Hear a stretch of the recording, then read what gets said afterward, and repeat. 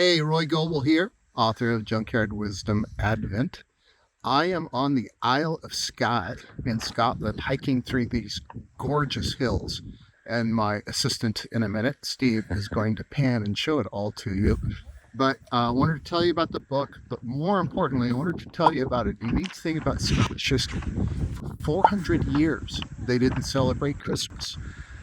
The Protestant reformers thought it was very Catholic, so they banned it. And not until 1958 did they bring it back and make it an official holiday. That means there's a lot of people in Scotland that don't have childhood memories of a Christmas, which is sad. But it also says something about what's really important about Christmas. And it focuses us on the actual moment of a very special event.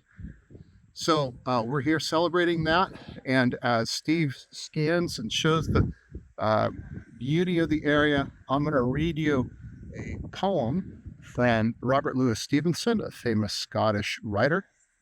We thank you for this place in which we dwell, for the love that unites us, for the peace accorded us this day, for the hope with which we expect the morrow, for the work, the health, the food, and bright skies which make our lives delightful for our friends in all parts of the earth.